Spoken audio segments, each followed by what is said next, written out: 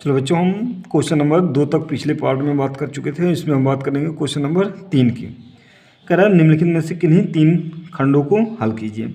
इससे इसका question number क्या दिया गया, कह रहा है ABCD एक चक्रीय चतुर्भुज है जिनके विकर्ण एक बिंदु ई पर क्या करते हैं, परिच्छेद करते हैं। यदि कह रहा है कि कोण DBC बराबर कितना है, 70 अंश है, और BAC बराबर 30 अंश हो, तो कह रहा है कि कोण BCD का मान ज्ञात कीजिए। पुनः कह रहा है कि यदि AB बराबर BC हो तो कोण ECD का मान ज्ञात कीजिए। देखिए ये क्वेश्चन नंबर जो आपका है ये 4 नंबर में दिया गया है। तो चलो हम इसको देखते हैं। देखो इसका फिगर कुछ इस प्रकार से बनेगा। देखो बच्चों, इस प्रकार से इसका कुछ फिगर बना तो हम कह सकते हैं कि देखो यहाँ से दिया गया है कि जो आपकी कोण DBC है, ये वाली B की वैल्यू कितनी है, 70 अंश, और इस कोण A की वैल्यू कितनी है, 30 अंश। तो देखो यहाँ से हम कह सकते हैं 3 का का। तो देखो यहाँ से हम कह सकते हैं कि अगर BC जीवा द्वारा परिधि के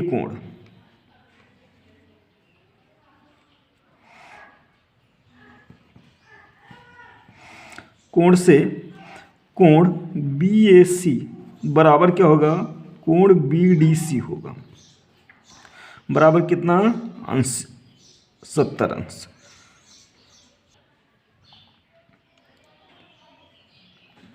देखो क्योंकि यहाँ से होता है कि हम एक वृत्त का नियम पढ़ेंगे तो जो एक ही जीवा द्वारा अगर परिधि के कोण बनाए जाते हैं वो दोनों कोण क्या होंगे, बराबर होंगे। तो यह कोण भी हम कह सकते हैं कितना हो जाएगा, 70 अंश का। ठीक, तो यहाँ से हम कहेंगे ये वृत्त परिमेय से होता है, वृत्त परिमेय। हम आगे पढ़ाएंगे आपको वृत्त परिमेय। देखो यहाँ से हमारा फिर इसे हम मान लेते हैं समीकरण 1।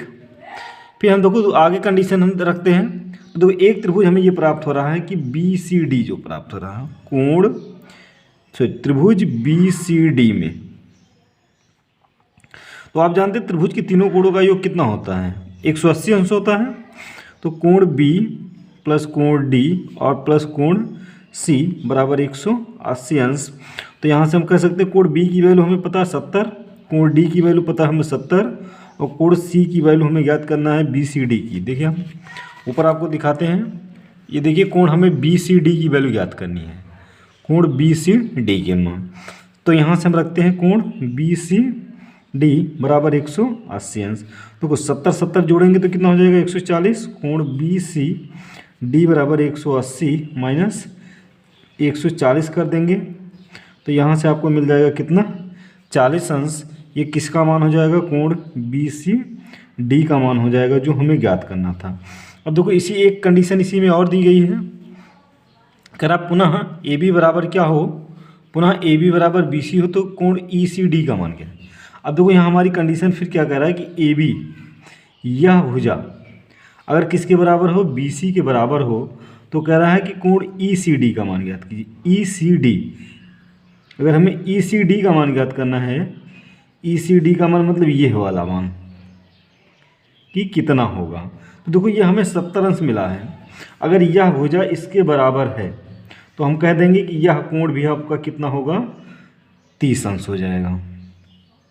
ठीक, यह भुजा भी आपकी कितनी हो जाएगी, 30 अंश, क्योंकि एक ही त्रिभुज अगर हम बात करते हैं। देखो नेक्स्ट,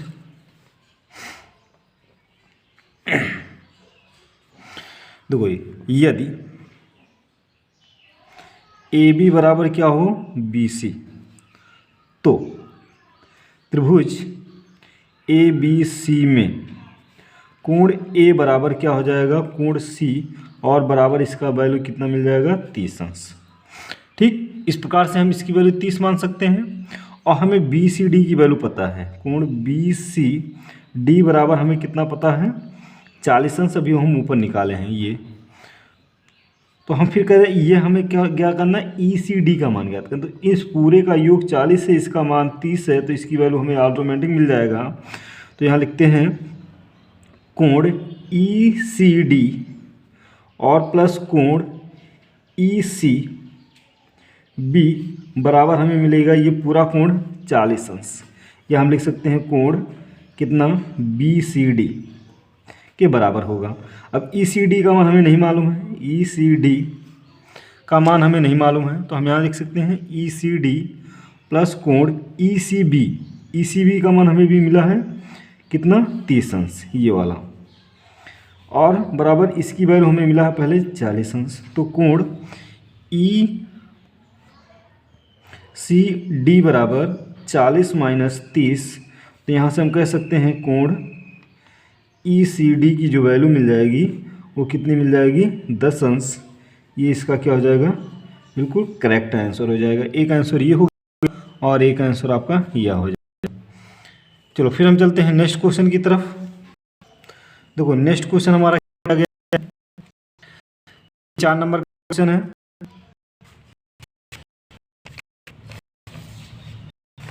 कहता है कि वृत्त की तमाम जीवाएं वृत्त के अंदर छेद करें, तो कीजिए कि प्रतिबिंब केंद्र से रेखा को क्या करती है, जीवा को 2 भागों में बांटती है। अब यह हमारी कंडीशन क्या बन रही है, के लिए हम फिगर बनाते हैं। देखो इस प्रकार से इसका फिगर बना, तो यहाँ से हम कह सकते हैं कि दिया क्या गया है 3 के खा में, कह रहा है कि AB बराबर क्या है PB है, तो PQ है, ठीक, ये हमारा दिया गया है। फिर कह रहा है ये एक हमारी कोई रेखा RS है जो केंद्र से होकर जाती है, और कहाँ से होकर जाती है, यहाँ से। तो कह रहा है ये जो रेखा यहाँ कोण बनाती है, ये कह रहा है ये बराबर सिद्ध कीजिए कि बराबर कोण बनाती है। तो यहाँ से हम क्या करते हैं OM और ON, ठीक, यहाँ लिखेंगे OM लंब हम यहाँ से PQ पर खींचते हैं, और ON जो लंब खींचते हैं वो हम किस पे खींचते हैं, AB पर खींचते हैं, ठीक, इस प्रकार से। तो अगर हम कह रहे हैं कि अगर लंब खींचते हैं तो हमारी एक वृत्त परिमेय से होती हैं, तो यहाँ से हमारी कह सकते हैं कि ON बराबर क्या हो जाएगी हमारी OM, क्योंकि हम कह सकते हैं किसी समान जीवा पर हम लंब रेखा जब केंद्र से खींचते हैं तो वो क्या करती है, समान कोण आंतरिक करती है, उसको 2 बराबर भागों में बांटती है, और वहाँ से लंब रेखा की जो लंबाई होती है वो बराबर होती है। तो हम इसे मान लेते हैं समीकरण नंबर 1। फिर यहाँ से हम कह सकते हैं कोण ON I और कोण OM I का जो कोण है वो कितना है 90 अंश है, ठीक। तो हम यहाँ से एक त्रिभुज उठाते हैं, त्रिभुज OMI तथा त्रिभुज ONI में। देखो यहाँ से हमारी क्या कंडीशन है कि IO दोनों में उभयनिष्ठ है, तो यहाँ लिख सकते हैं IO बराबर IO, यहाँ लिख सकते हैं हम उभयनिष्ठ भुजा, उभयनिष्ठ भुजा। फिर हम देखो कह रहा है कि ON बराबर जो है, OM बराबर को क्या है ON है, ये हमें प्राप्त है समीकरण 1 से, समीकरण 1 से। और कोण OMI और कोण ONI बराबर कितना है 90 अंश है। इसलिए हम कह सकते हैं कि ये जो हमारी त्रिभुज होगी ये क्या होगी, सर्वांगसम होगी। ये त्रिभुज हमारी क्या मिल जाएगी, सर्वांगसम मिल जाएगी। तो यहाँ से हम कह सकते हैं त्रिभुज OMI सर्वांगसम होगा त्रिभुज ONI के।